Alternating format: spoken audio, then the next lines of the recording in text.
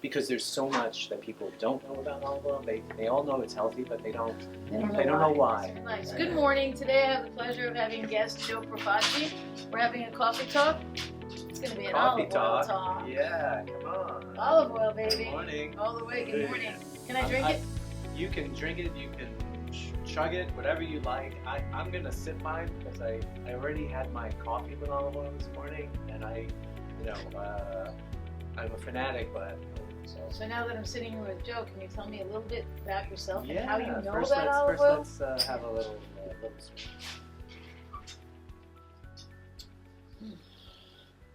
This is my first time having just pure olive oil. Really? Yes. Well, it's not my first. This is delicious, by the way. We feel won't be talking about brands, but I'm really psyched that you guys here are selling olive oil. I'm happy about it, and the reason we have a pharmacy, besides having health and beauty, well, besides just having beauty, we have health and beauty, and we have a pharmacist, and the pharmacist was telling us how healthy olive oil was, and he got into a discussion with you about olive oil, and that's how we ended up having our coffee talk this morning. Yeah. And I feel the burn. You feel the burn. Yeah. So you know what the burn is? No. Okay, so the burn, it's the natural polyphenols that are in the oil. And these are micronutrients that are unique to olives and olive oil. And you know, there's a great story of how there are many kinds of polyphenols in the olive oil. One of them is oleocanthal. Okay. And it was discovered by some scientists out of the Monell Institute in Philadelphia in a really weird way. They had been hired to try to figure out why ibuprofen caused a burn in your throat and made some people uncomfortable when they were trying to make liquid syrups with ibuprofen. And they were studying that. And one of the guys, scientists, was on a trip to Italy and did an olive oil tasting, and he noticed the same burn. And so they found and did studies to show that burn is what's helpful in making reducing inflammation in our body. Where it's an important burn. It's a natural anti-inflammatory that you find in ibuprofen, and it's more potent. So I'd rather have the olive oil. So have the olive oil. It tastes good. What if you have a headache? If you have a headache? Yeah, could help. So now helps with everything.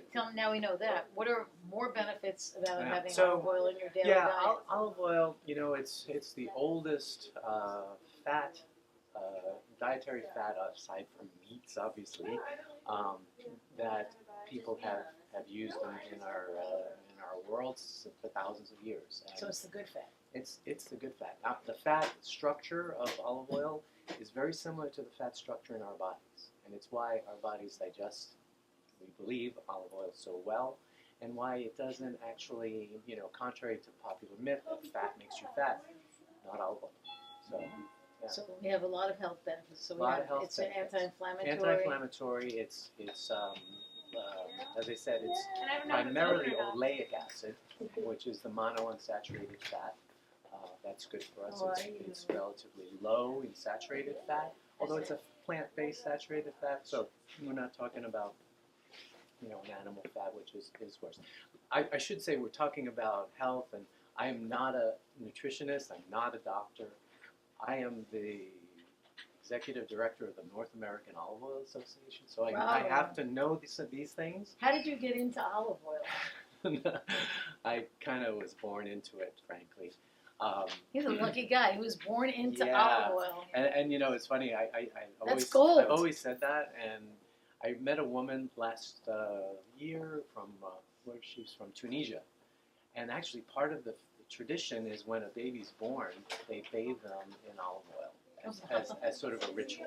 So she was literally born into olive oil. She told me so. Did you bathe in olive oil? I was not bathed in olive oil. No. Actually, I got involved in olive oil.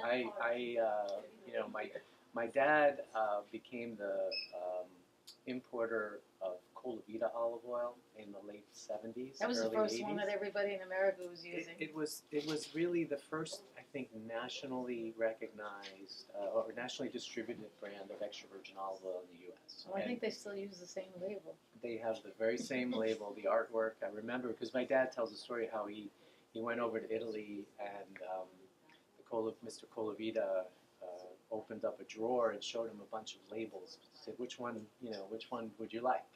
And he said, I love that one. And so that it stuck. And so who would ever think that olive oil would become so prominent, like in everyone's households, all different So here I lining, was. gold. I was still a kid. I was just getting out of high school, going to college, and I wanted nothing to do with family business or the family in general, or certainly no interest in olive oil. But gradually, as I went on, I went to law school up the street here, and started practicing law. Meanwhile, Colavita's growing, and I got interested in food. I was living in Washington. What am I doing? I started representing the company on some issues that came up, and eventually I said, yeah, what am I doing? This great family business here. I love olive oil. I love to cook. I should be doing that. So what are the benefits when you cook with olive oil? Yeah, so this is one of the myths that we fight against. So let me just finish my story so people can understand where I come from. So I started working with Colavita in the early 90s. I was general counsel, being the lawyer. I had 3 younger brothers, all in the business, so we had all doing different things. Did they stay in the olive oil they're business actually directly? all still in the business. My job, I used to joke that I was vice president, general counsel, firstborn son, which meant for my dad, who was the premier and sort of, ultimate salesman, loved to sell, was best at it, also loved to play golf, which he did more and more as the company became successful. Did you drop the olive oil under the golf ball? I don't think so. But that meant for me, I ended up doing a lot of helping him with some of the more managerial things like dealing with the banks and the insurance companies and things like that. You had a law degree.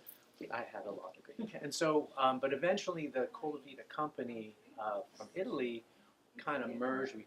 We were 2 separate family companies, and then we became one 2-family company. It's like a 2-family house. Big family. Yeah. And when that happened, my role got changed, and I was, basically doing just the legal work, which wasn't that interesting to me. Boring, right? I wouldn't say boring, but it wasn't interesting enough. Anyway, so I started doing some other things, and one of the things I continued to do for Colavita was to represent them in the trade association. So our trade association, currently we have about 60 members who market olive oil in the United States, and this includes an importer like Colavita and other brands.